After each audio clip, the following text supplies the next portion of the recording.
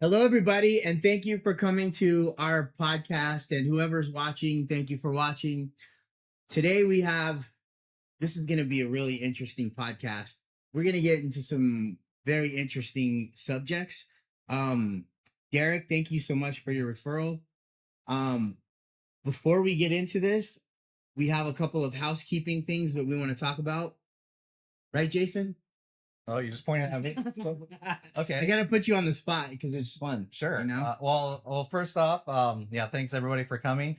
A couple things. If you guys don't know about our personal brand mastermind on Monday, just connect with us. Go to trajectoryglobal.com, follow us on YouTube. But we post them up there. We have a mastermind group that helps you build your brand, your personal brand. So basically, we have a group that's keeping each other accountable, helping each other, support each other on social media, and we talk about strategies, what's working, what's not. So personal brand's going to be the currency of the future, so it's a big deal. The entire idea of Trajectory is to elevate people who have a story or an experience that can help change the trajectory of people's life. So that being said, everything that we're doing is to improve their impact, improve their ability to get out there. So personal brand is one of them. Another one is the book. We're on Trajectory Volume 2. Number 1 was a huge success, being a number 1 bestseller. So we're Two categories. in 2 categories. Top new release in 3 categories. Yeah. So we have some best-selling authors in the house today, and some future ones. So there's still a little bit of time to get in if you are still interested in building that credibility, because that credibility of having a published book, but not only that, a best-selling status is huge when you're trying to get your voice out there, get onto podcasts, get invited to events, doing speaking gigs. Putting that label behind your name goes a long way, and that's what we're trying to help with, along with doing podcasts like these and trying to get the word out. We just, started it actually. Now that we've talked about it, there's more than we thought. Like, how many podcasts? Yeah, What number is a it? lot. He said 9. I told Lena 4. We've done like 4. He said Yes. it's been like 9. So, I mean, it's still pretty fresh, just a few months old, but so follow us on YouTube, Trajectory Global. It's getting some traction. Starting to get some views. The shorts that we're posting for our trajectory guests are getting, thousands of views right now. So it's a good way to gain some visibility, especially if you don't have an audience. But if you can leverage the personal brand with that exposure, with like being a best-selling author, it's putting it all together could do a lot. So that's what we're trying to do. Yeah. And at the end of the day, we can't do this without your help. All of this, the whole point of what we're doing is to try to make connections, foster and engage each other, because sometimes in life we get slapped upside the head, and it's always good to have somebody that can help. But the ulterior motive for me for Trajectory is that it's not just getting help, it's giving help. Because giving help, being in a position where you can help somebody, whether it's an emotional thing or a mental thing or just being there, that's really the secret for your own success. If you can help, because when I'm worried about your problem, I ain't worried about my problem as much, right? And that's just something that happens. So Trajectory is connecting with each other and helping each other overcome adversity and just being successful. It doesn't have to be adversity so much, but just helping each other with success and making connections. So you guys are all engaged, or I'm sorry, invited to engage.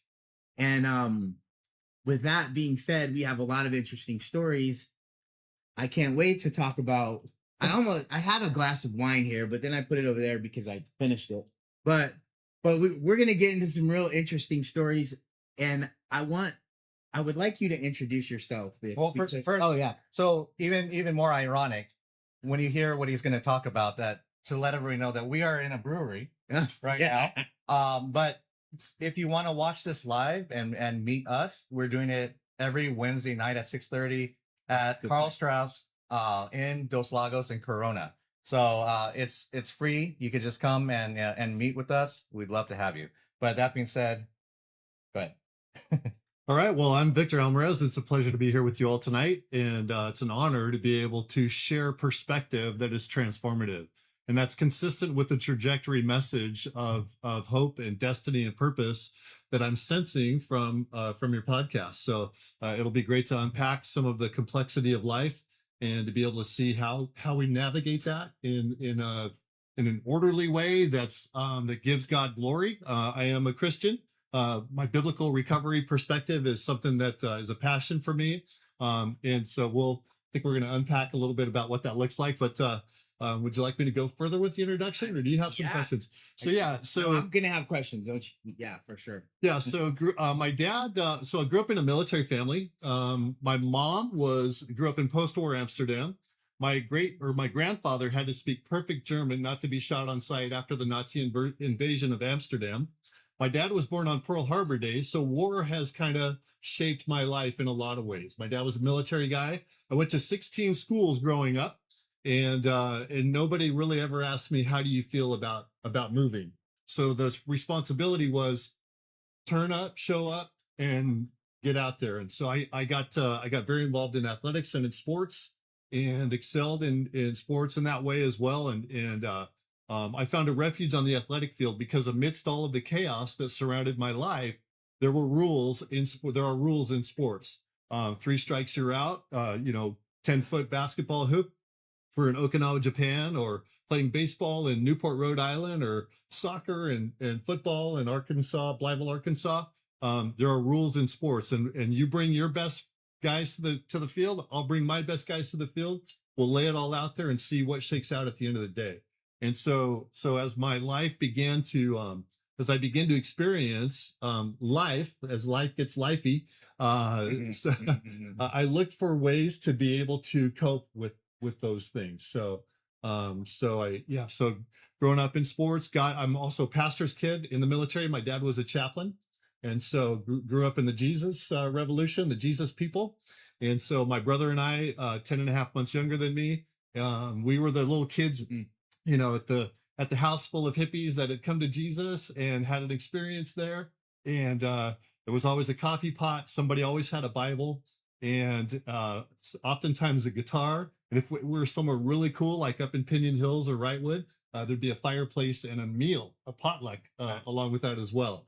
And so I grew up in that environment. Before small groups was actually a church growth strategy, we were just organically, naturally in homes and in that environment. So progressing, fast forwarding a little bit to get into the topic of biblical recovery, I think it's important to know as well that when we came back from Okinawa, Japan, and landed in Redlands, where I have a lot of family. My family goes back 100 plus years in Yucaipa. My great grandfather came up from Mexico there. And I had my first drink of alcohol. It was Mickey's Big Mouth. And I drank 1.5 Mickey's Big Mouth, and my life was transformed in that moment. Mickey. Yeah. We jumped on our skateboards and bikes and ran over to the football field where we were doing 2-a-days. And I hugged the goalpost and I looked up and the world was spinning. And I thought all of the pressure and the tension and the anxiety that I'd held on to since I was just a little boy was gone. And I thought I was in heaven. Just to support that idea, though, I remember the day I decided to become an actor. My dad, and I'm not putting anybody on blast, this is just my experience, and I'm okay to talk about it. My father was yelling at my mom. He had kicked the passenger side door of the little Volkswagen that we used to drive in. And he walked inside. My mom composed herself, parked the little Volkswagen, gathered my brother and I. We were walking into the building. And I just remember thinking to myself, just act like everything's okay. And I decided to be an actor on that day. And on that day, anything other than reality was better than what was really going on. And I felt a responsibility at 4 years old and beyond, until I took my first drink of alcohol. I felt a responsibility to carry the secret, to live the lie and carry the secret, that was a better way than living in truth, which I didn't even realize at that time.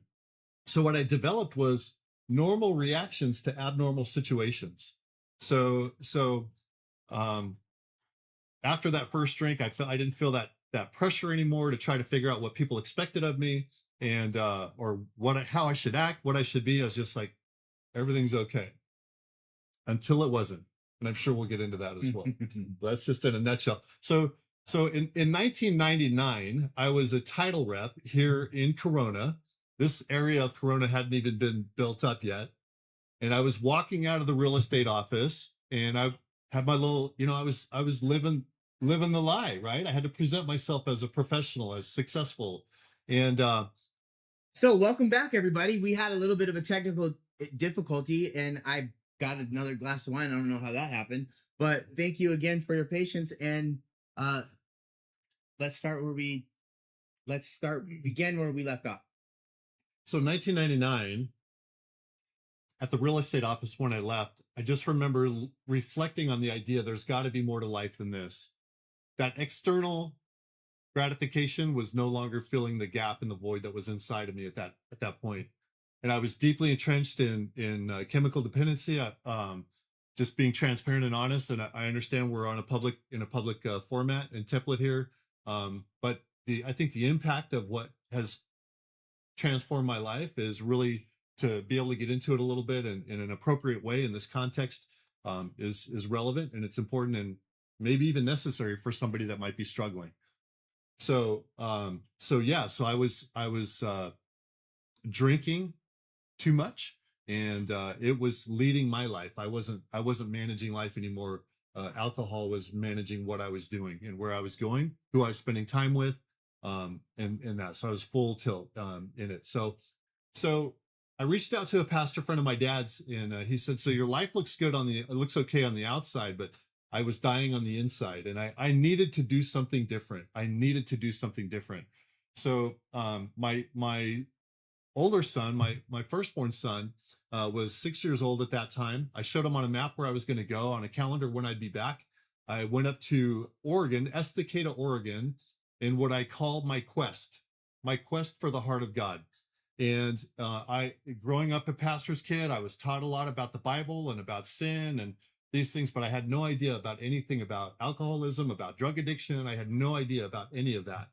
And so I started my quest. So where I'm at today, and what I want to get into with you guys on the Trajectory podcast, is how biblical recovery impacts life and moves people on a trajectory towards success, in order to be able to overcome the challenges and difficulties of life, and to be able to have a transformed and renewed mindset and perspective that allows people to be able to experience not only success financially, monetarily, but also spiritually, mentally, emotionally, psychologically, to be holistic in our approach to life in order to live a transformed and fulfilling life, that is eternally oriented.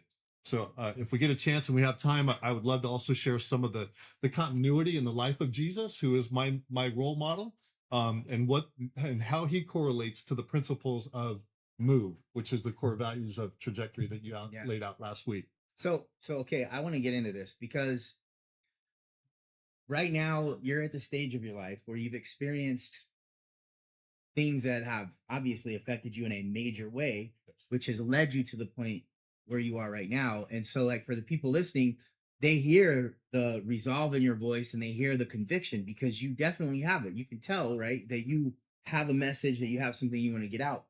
But I just want to know why, because was there a certain turning point, like, and can you elaborate on that? If it was it, did you feel helpless? Was there a certain thing where you're like, this is it, and I'm turning it around because I feel empty, I felt, and I just want, I just want to get, I want to make sure that we hit that, because that is the issue that people are facing. And I want for you to, as you're here, when you were there, what did that look like? Yeah, I think the first part is people need to recognize that a change needs to happen. So I guess, yeah, like if you could just share the signals, so if anybody watching may have the same signals, then they know they need to make a change, you know? Absolutely. Yeah. Yeah, it's impossible in society today. It's impossible to not recognize that while in the midst, we're in a beautiful environment here. We're in a great restaurant. I'm sure you can hear people, the ambient, the experience of people having dinner, and that, a lot of success and a lot of beautiful things happening in life. And it's kind of that yin and yang. There's also a lot of devastation. People are impacted deeply. I just heard a statistic today that said there are more people addicted to fentanyl in the city of San Francisco than there are students. in San Francisco right now. So people are literally dying. People are making permanent solutions, taking permanent steps to temporary problems because they're not properly equipped to be able to face and deal with and unpack the complexity of life. During several of things that I've been able to do in ministry and in my mental health journey as well, I've got to be in some different trainings. There was a gentleman who was the California Highway Patrolman whose patrol was the Golden Gate Bridge, and he was given a talk here in Riverside. And I'm the guy that'll go ask questions because I'm inquisitive, because I'm a constant learner like that. And it dawned on me while he was sharing, is it possible that people take that permanent step because of the inability to unpack the complexity of their lives? Is it possible that people take dramatic steps because of the inability to unpack the complexity of their life? And I think the answer is yes. I think that people are looking for solutions. So what was going on inside at that time was I knew that what I was doing was going to have an inevitable consequence, and it wasn't going to be good, and that something needed to change. 1999, when I started my quest toward the heart of God, it's the first of many surrenders. And this transformative experience is a continuum. My recovery journey, the 25 plus years that it's taken to get to this place where I'm at today, is a lot like the stock market. The trajectory overall is up, but there's ups and downs along the way. And right now, the stock market is having a down. We realize that for all of our investors that are out there, but it'll come back, right? Because it's destined to do that. It has a history of doing that with intentionality and purposefulness and a genuine heart to learn and to understand and to face a willingness to face the truth about myself and about my situation, about the life that I have lived. That was the kind of the touchstone for opening the door to the pathway to healing. So yeah, there was definitely some desperation going on there. That was the beginning of a series of surrenders in my life. So, have you had people in your life that have influenced that decision? Absolutely. Yes. Number one, in reflecting and I've been prayerful about our conversation today as well. In the idea of trajectory, I think we have to have an aim in life. We have to have something that we strive for, something that we strive toward. Without an aim, what are we going to become, right? So, and I'm sure that's consistent with all of the move principles again. So, my first number one influence is the life of Jesus. Mm-hmm. I look to Jesus, and if you're starting from a starting point of, yeah, I'm not sure, maybe he's a good dude, maybe he was a great teacher, maybe he was even a prophet, maybe he's even God. Whatever your perspective is on him, it's impossible to deny without a thorough investigation the fact that he lived an amazing life. So for me, I aim toward that and toward the life of Jesus. He is my role model. Certainly, having been raised in the church, my family, my mom, when I was just a little kid, in Muscoy Community Church, not far from here. Don't run out of gas there. Please make sure your tank is full, your air's in your tires, it's all good. In Muscoy Community Church, I was probably 3 or 4 years old, and I reached up to get my mom's attention, and then her eyes were closed and her hands were raised, and I knew that she was experiencing something real. And so over the years of struggle, from my going into my 9th grade year, from my first sip of alcohol, all the way up to my sobriety date, that influence, I knew where to go. I knew to come back to the heart of God. I knew to come back to worship.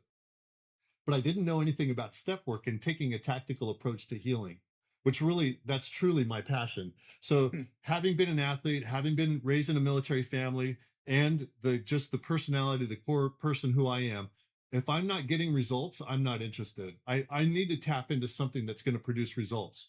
So what I have taken is I call it a tactical approach to the biblical process of healing. In order to live, in the book of Romans, it talks about it. Don't be conformed to this world, but be transformed by the renewing of your mind. I am renewed in my mind by the word of God that is the source of healing and renewal. So I experience life in and through God, through the principle of walking out my faith, believing that God has a destiny, he has a plan, he has a purpose. And along the way, yes, there are very tactical and practical steps that I take along in that path as well. So there are people, yes, that are struggling. There are people that are hopeless. And I hope that there's a heart or a mind or an ear that captures this message and understands and realizes that there is hope. You do have a destiny and a purpose. There, God does have a plan for your life. And I will share with you that if you engage with the level, with the willingness and an open mind, that He will meet you where exactly where you're at. So earlier today, I was in a Rotary meeting, and our speaker was a guy who had 8 different locations. He's a chiropractor, so he's healing people. He has different facets of it, and one of the things that he talked about was having a relationship with a higher power. And because a lot of times he was saying that people that don't believe in God at all, basically they have a higher level of anxiety because they can't rest on the fact that there's a bigger thing than me that's got my back, that's taking care of it. So I think not just from your own personal relationship, but from an observer looking in that may not have that relationship that you have, is looking at it, it's like, wow, that guy's got, and I think that there's something to be said about that, because here there's people that don't obviously share that much of the conviction that you do. And so I just want to make sure that, you know, there's something to that conviction that you have. It's very powerful, and I guess if people are looking at it, it's something worth exploring. So Certainly there is terminology that's used, particularly in 12-step environments, that make room for people to have their own experience. So in the step work, the language is broadened, but I'm very much into Jordan Peterson. oh yeah, I have probably spent hundreds of hours listening to Jordan Peterson, and I very much believe in and understand and realize that his life has been transformed by this principle as well. Principles that operate in society, they come from a biblical context. So it's impossible, if you parse down every principle that keeps a society together, you'll find it in scripture. But I do understand and value and appreciate that perspective as well. So when I'm in a recovery environment, certainly I have an ability to connect with people who aren't at the same place necessarily that I am in my relationship with God, who maybe aren't sure, who and I can absolutely walk with them through the recovery journey, and I have, and I do. I'm actively doing that with people, with men. I actively walk with people through that experience of, first, as you mentioned, identifying that there's a problem, admitting that this thing has got me, I don't have it licked. Somebody famously said, insanity is repeating the same thing over and over again and expecting a different result. I had a very smart and insightful and spiritual man point out to me that insanity is not just that, but it's also believing the lie that I can repeat the same pattern and get a different result. So guess what? If I'm in the gym and I'm lifting weights, there's an inevitable result. If I think I'm gonna blow up as if I were sitting on a sofa all day and eat bonbons, that's not true. But and the same is true on either side, right? So there's an inevitable consequence to a life who is a person who is fulfilling the life that they're called to and walking in that destiny. There's something very important, I think, that's also necessary: a willingness to face the truth about myself, about my situation, about the people around me, about the way that I interact with society, with my family, and taking responsibility for that as well.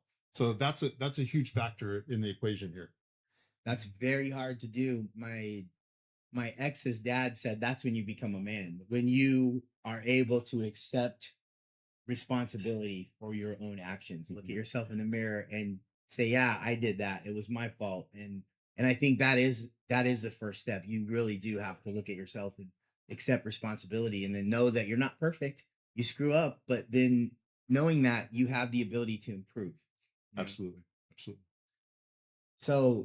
So when you're talking about, now your role model is Jesus, right? And you were saying that you were looking, and that some of the things that we talk about with move, you see correlations. And so do you want to get into that, or I'm happy to do that. Yeah, absolutely. So I took some notes because, did you have another question first? No, go ahead. Okay. I'm just making sure, like, Yeah. We're all synced up. Yeah. So I did take some notes because I just heard this in your last podcast. I caught the tail end of it, and I heard you roll out the principles of move. make a difference in people's lives. And within in the context of understanding that principles that are lasting in people's lives, which are then lasting in society, which are then lasting in community and beyond, and it goes to infinity and beyond, right? But to make a difference in other people's lives, being present and being intentional in every moment is huge. So with Jesus as my model and being a believer and being empowered by the Spirit of God to walk as Jesus walks, even though I may not do that in every particular moment, but I'm empowered to do that, then I have the ability then to make a difference in the lives of others, to be present and to be aware and conscious of the fact that I don't see everything going on. I know somebody recently who took a drastic step because they felt overwhelmed. I I spent time, I invested to be insightful, to be prayerful and intentional about connecting with that person. Now, the goal for me is to have no regrets about the interactions that I have with a person individually in an environment like this, or I'm in a room full of 100 or 200 people. And if I've got the responsibility to be the primary carrier of a message, I want to have no regrets when that happens. And that is definitely something to live with purpose and intent, and to be purpose driven. A series of small, purposeful, intentional actions leads inevitably to a greater level of success as well. So I'll just touch on a couple of them because I know we don't have all night, but to meet people where they're at, and to challenge the systems that hold people back. I think to make a difference in people's lives, it requires courage, faith, willingness, and action. Courage, faith, willingness, and action. So I've got I may have the courage, but do I really believe that there's gonna be a difference?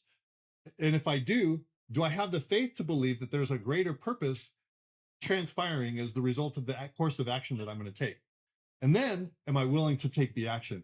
And what I have discovered is that there's a growth curve, a learning curve. As long as I'm willing to to stretch and to grow and to learn and extend myself into positions of faith, then I have the opportunity to exercise that.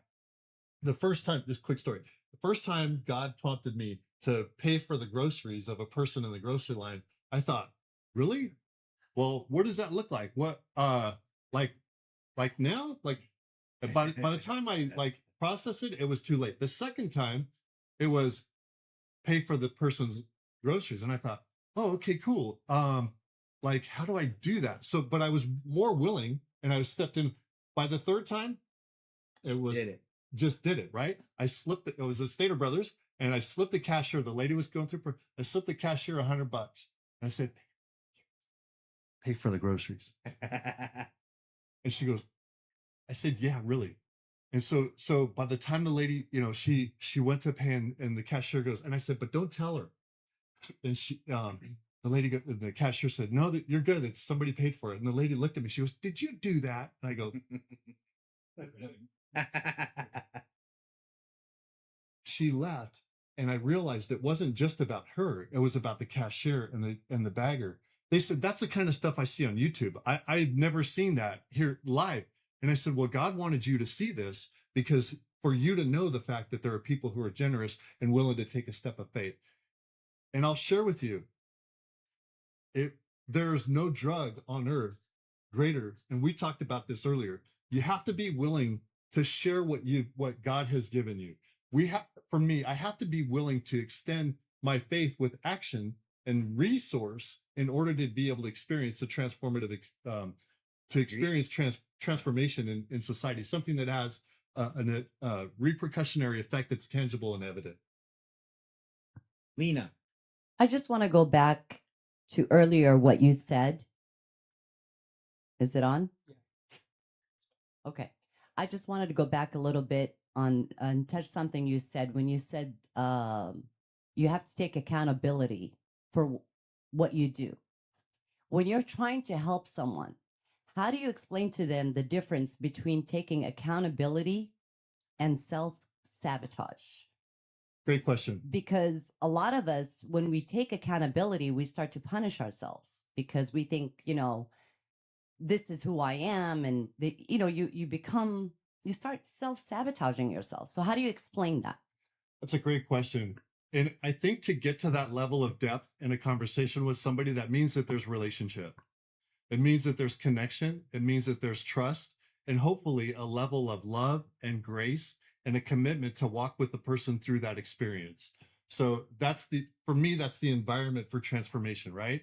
But it's a beautiful question because it's another thing that Jesus models when he's confronting not the person, but the sin in the person. So it's not that we're bad people. It's that we've made some choices along the way that have bad consequences. And there's genuinely people that want to do better, that are consumed by addiction, by trauma, by mental health challenges. I need to take the time to understand the person's perspective and then share with grace and with love. The life of Jesus, the cross that we represent, it's basically an intersection of grace and love. And when I can walk with somebody to that intersection of grace and love, I begin to see a transformed life. And I have the honor and privilege and ability to be able to walk with people into that place where the choices people are going to make mistakes along the way. Sometimes it gets messy, and I have to be willing to walk with people through that entire journey and through that process. And I get to do that.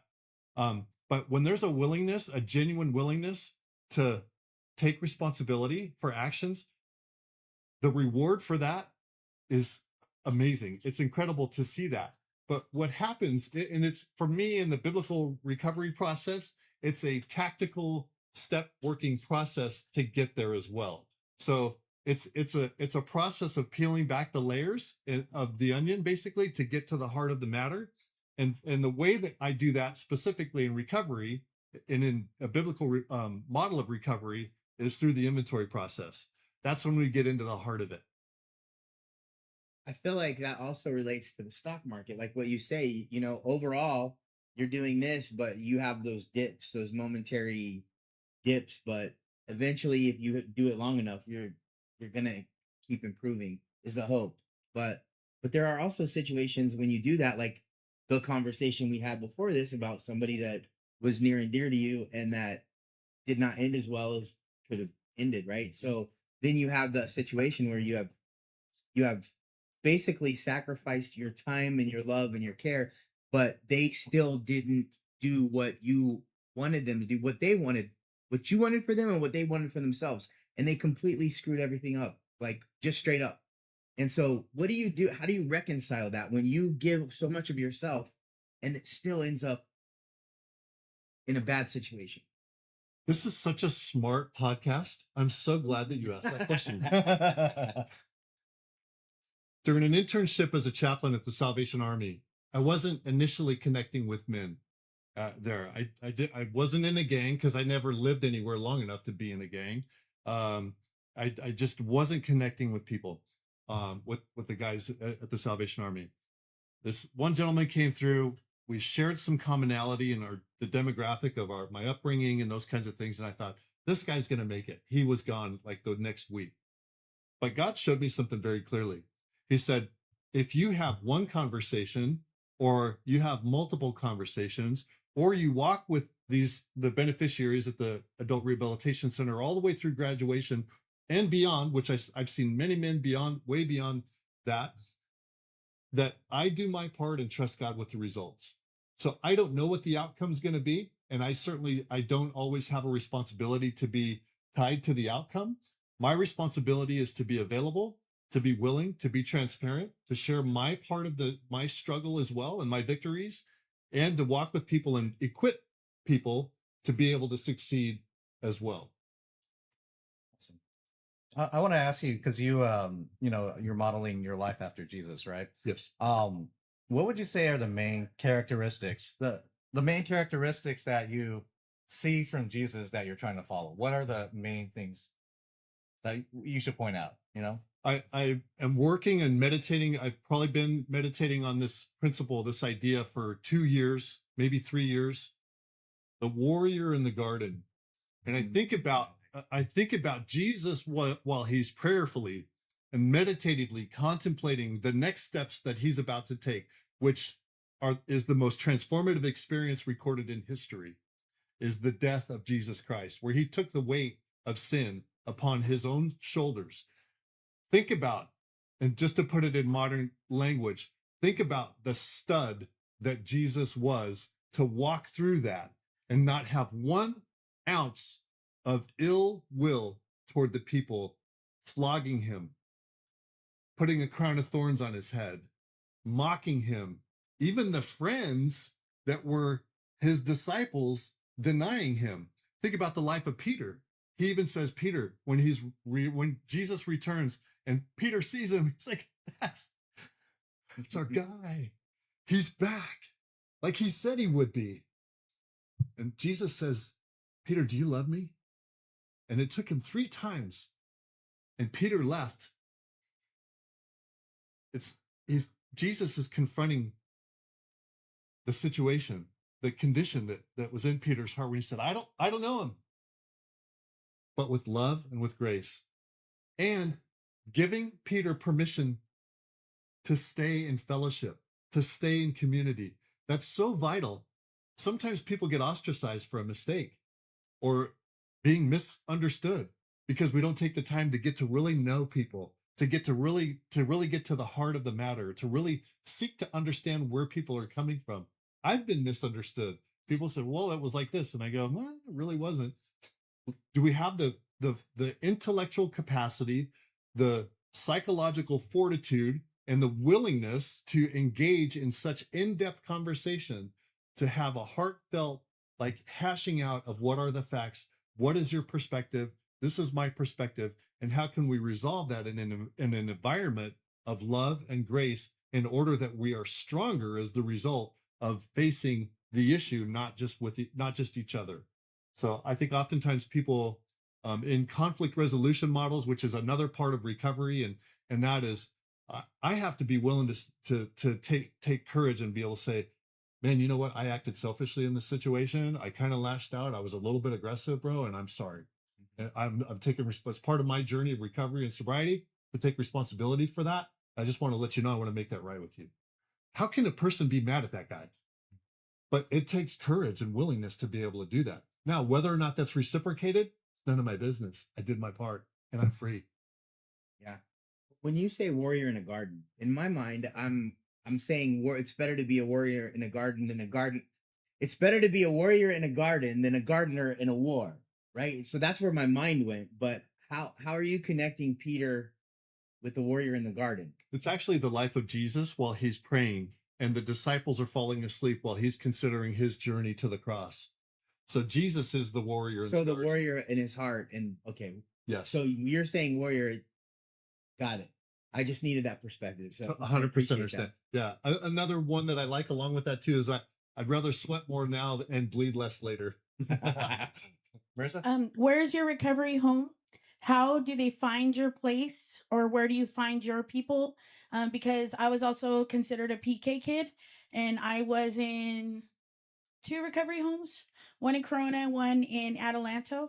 So one was not Christ centered, and then the other one that worked for me actually was was not Christ centered. So I grew up really hardcore Christian. So I'm kind of rocking with you, definitely, but I also just disagree just a tad about the Bible having the knowledge of what our kids are going through today. I don't think First, what is a PK kid? Preacher's kid. Got it.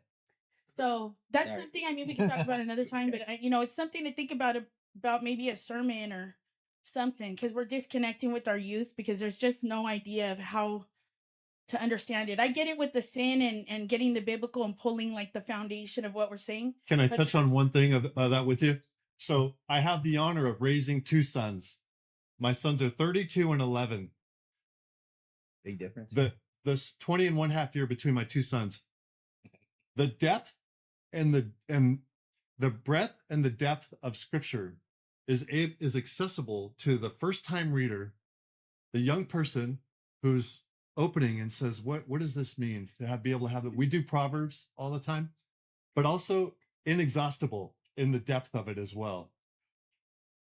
So my 11-year-old, I reached out and because I was on the way over here and I was like, hey, I need, want to talk, let's talk, Keenan. And I said, you want to pray for Dad? And you know what he prayed for us for this environment today? that I would have the courage and the wisdom to he didn't say articulate, but that I would have the words to be able to share what God wants to come out of this podcast today. There are colleges currently, there is revival breaking out in our college campuses. There are young people all over the country with their hands raised in worship and in relationship with God.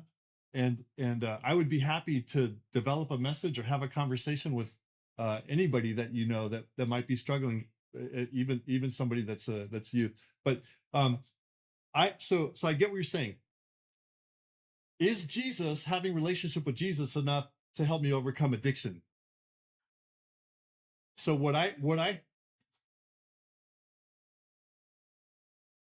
Microphone. There's a mic. Sorry, I'm not trying to be controversial either. I'm really asking, because you had said in the Bible we're gonna find all the answers of like this day and age's like temptations and different things, and I feel like yes, if it's just to the root of lust or consumption, overconsumption, or certain things, but with what we're dealing with right now with TikTok and different things, I mean, we're so desensitized. That's great because somebody probably pushed the kids to college, or your son has an outstanding dad to push him to a Bible. I did too. I had both my parents to do that, but who I'm serving right now, I'll just leave it at that. So I would definitely say that what we have, no matter what the manifestation is of sin, it's sin.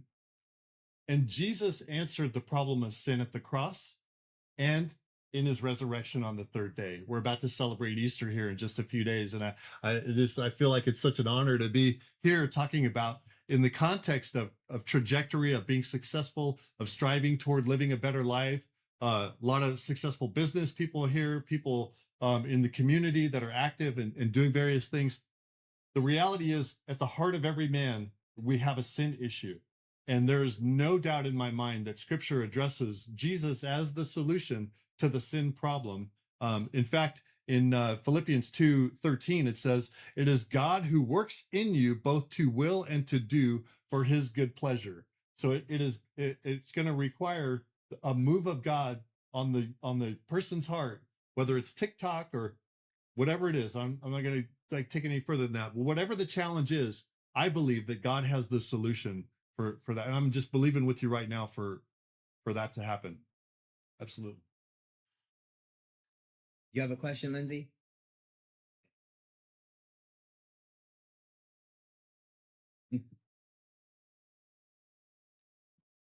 Okay. In defense of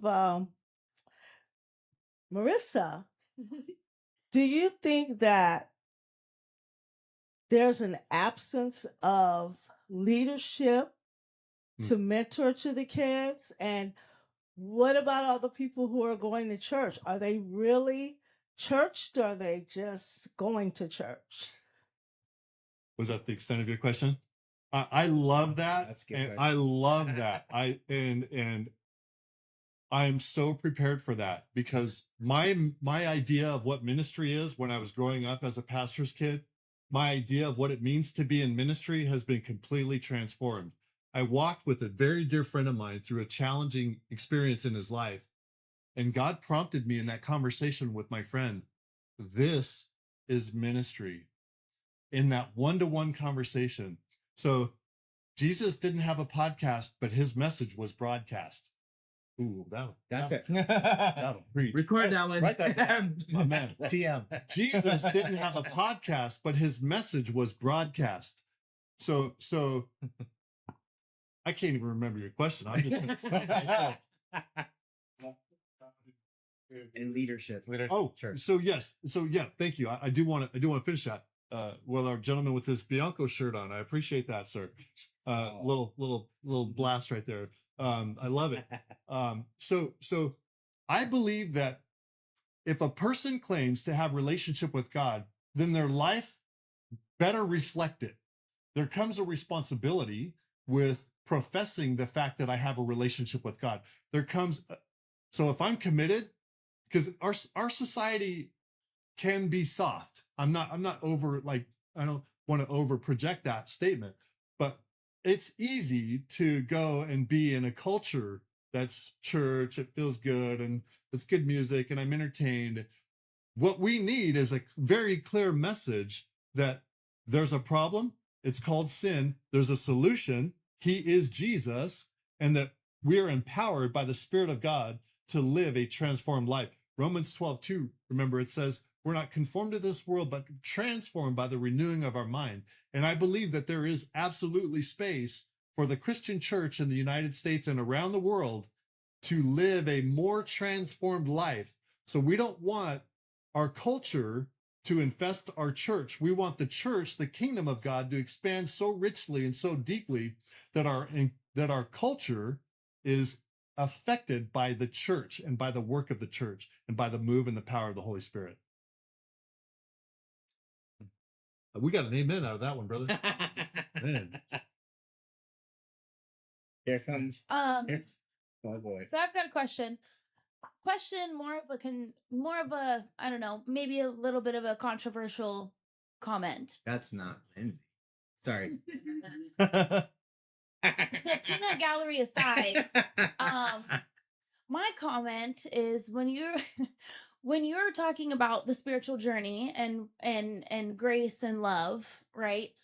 I feel personally like that's a little bit of a reach with grace and love. As somebody, who's gone through like the 12-step program like you did yourself, right? Was that all grace and love? Or I feel like personally to me or anybody else that kind of has a wavering belief in right in Christianity and not that I do, but I'm saying like in the perspective of somebody that might, right, is preaching that grace and love guides you through all of these steps in your journey.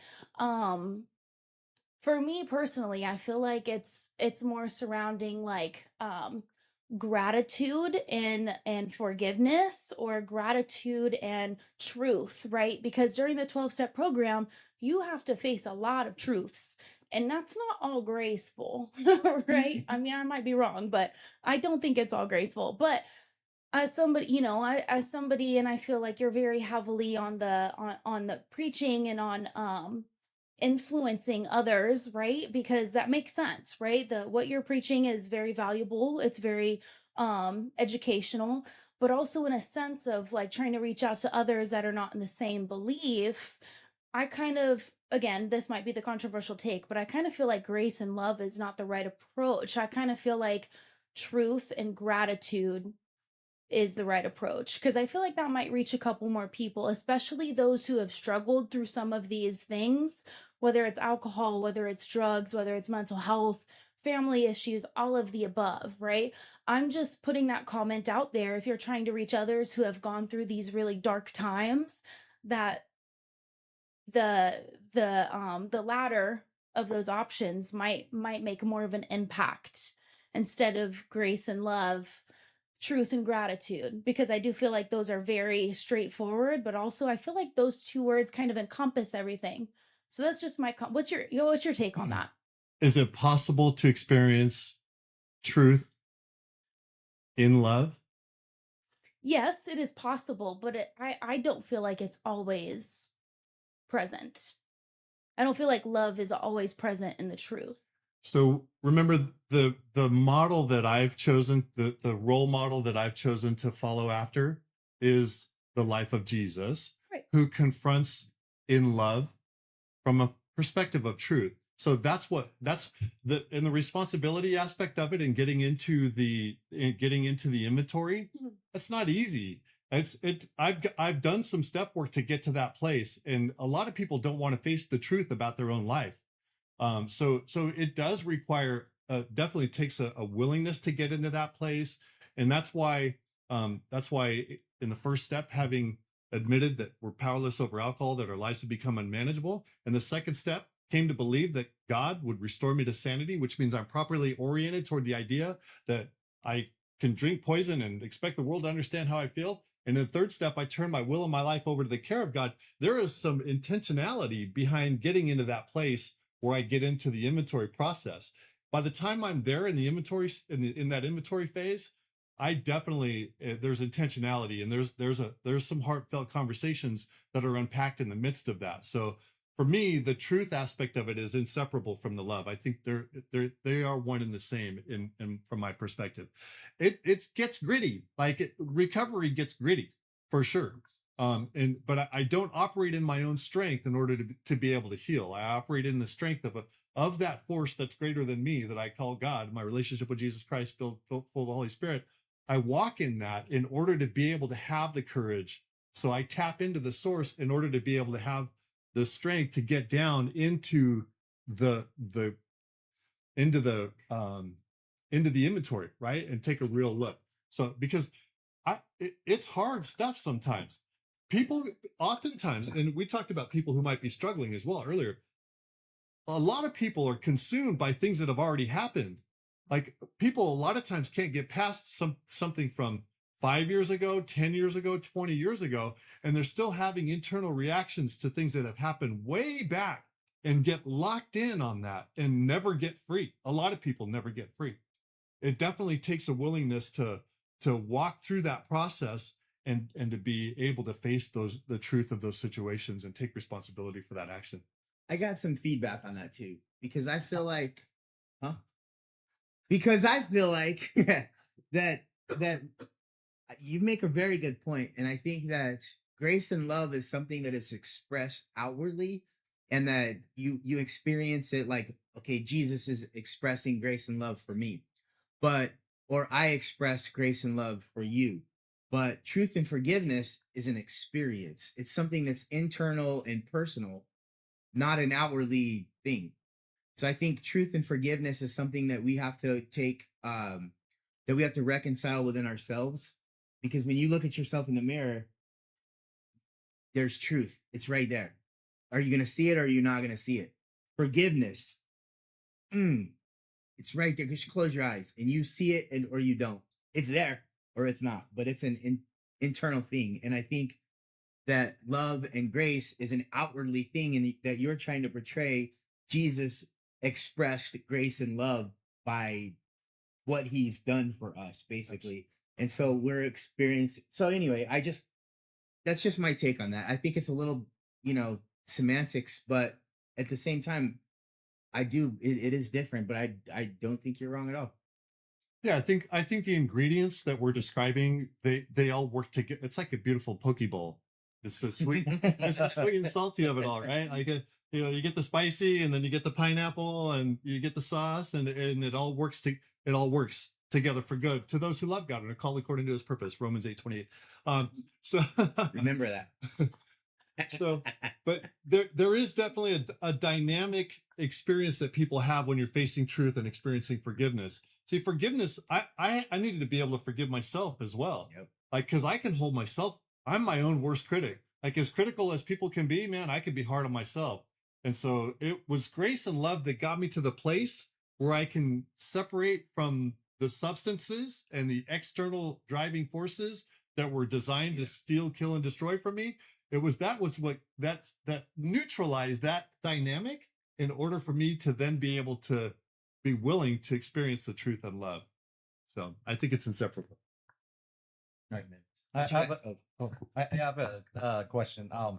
So it kind of stirred into me because in the last book, in Trajectory Volume 1, my chapter was called the 4-letter superpower, and so it has to do with, I guess, correlation of gratitude and love. So that's but one thing I wanted to ask is if you felt a similar transformation. So in my chapter, on the surface, it was kind of about a different perspective of how to look at suffering, but really it was my transformation of the relationship with my higher power, with God.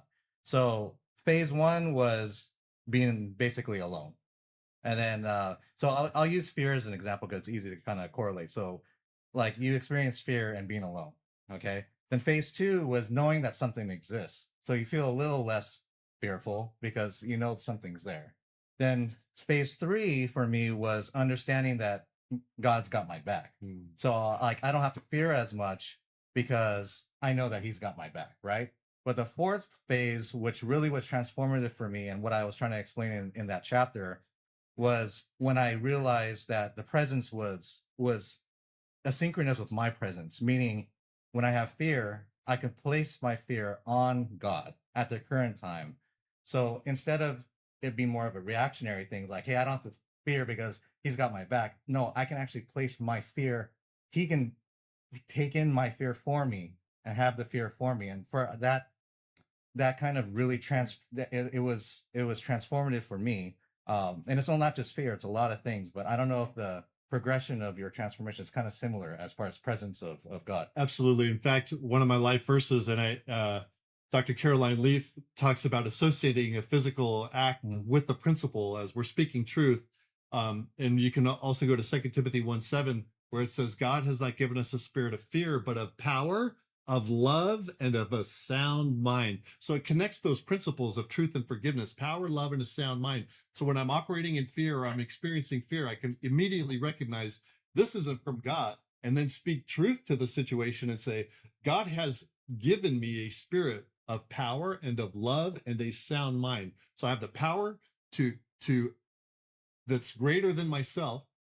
I have the love for myself and people around me and for God to be able to walk through this, and a sound mind, a peace that exceeds or we have peace that is beyond human understanding, right? It supersedes. Like, how can you have peace in the midst of this thing that's going on? Because the Spirit of God is living in me. Right. Yeah. Awesome. All right.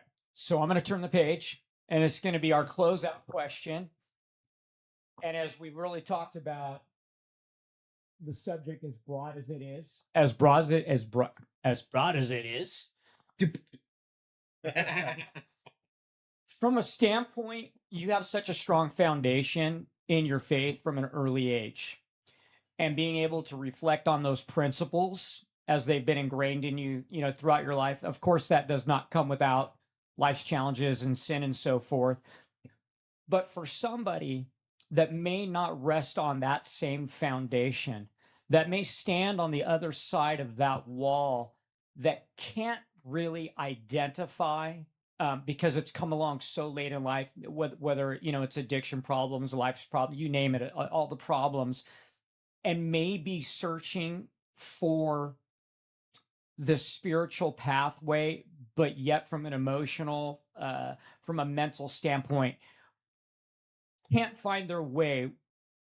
From your perspective, how can you aid an individual that may be lost in their own footprints to find their way to God, to those teachings, to being able to internalize it and recognize God's love for them and follow that path, which will lead them to a better life? What would be your way or understanding of how to help somebody recognize and understand that? So good, man. Derek, you're a part of this trajectory team, aren't you? I think we've just got a couple minutes left, but what an amazing place to end at this peak of the trajectory of this conversation is we each have a responsibility to carry that message. So sometimes it's convenient or it's easy to let a moment pass rather than have the faith and the courage to speak out with love or to show generosity from a position of strength. When I hold the door open and the dude walks through and he doesn't say thank you, I'm not concerned about it because that's a circumstance. I show compassion and kindness and grace and love from a position of strength, and it's exactly what Jesus does. And then he says, now go make disciples. The harvest is plenty, but the laborers are few. So it's our responsibility to carry a message of hope and of love and grace, right? And of truth and of forgiveness as well. So it's a great point. It's why I want to be aware and conscious in every moment of the opportunity to be able to connect with somebody. I don't ever look at the external. To me, I want to see the heart of a person. I want to understand the heart of a person in order to be able to appropriate whatever it is that God would have me do, say, be in that particular moment. And sometimes it's just listening. Sometimes it's listening intently and intelligently to what people are saying. So a lot of what I feel about what you're saying is right on. And I feel like through trajectory, it's not only so what you're carrying, the message of Jesus, the message which you have owned, and now it's yours to give, right? And you know what it's done for you, and you want to help others, and you want to show them your experience, but as their own personal experience, right? And that's what you're doing. But also, I want to take it a step even farther because, I like the fact that by you being present and being able to talk and connect with somebody, we don't live forever. People come and they go, and we all have loved ones that have meant a tremendous amount to us. And I believe that not only as a message, but we are all carriers, and that we don't only carry messages, but we carry love, which I guess you could say is a message, but we carry the flag of our loved ones that are no longer here.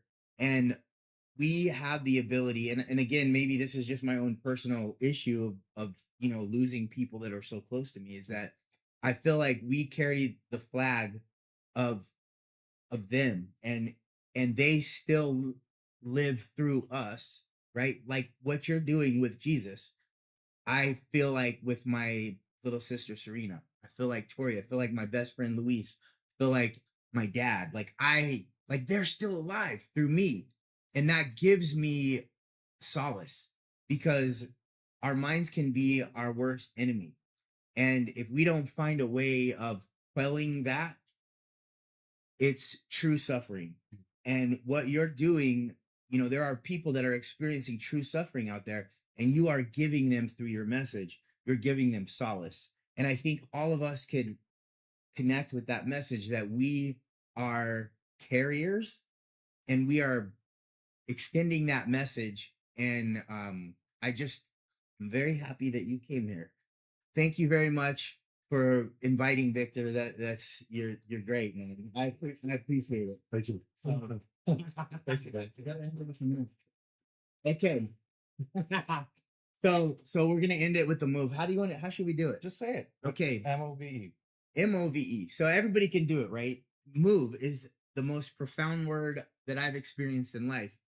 And M, if you guys know what it says, go ahead and feel free to follow along. But M is to make a difference in other people's lives. Yep. O is to offer up your time, talents, and gifts. V is find victory in the small things. And then E is encourage others. And we all have the ability to move, whether it's the message of Jesus, whether it is you having your loved one live through you. And, basically we're carrying and we're helping each other. We're making connections, and we're improving the trajectory of each other's lives. So thank you all for showing up. Thank you all for watching, and God bless you all. alligator. Thank you guys for the questions too.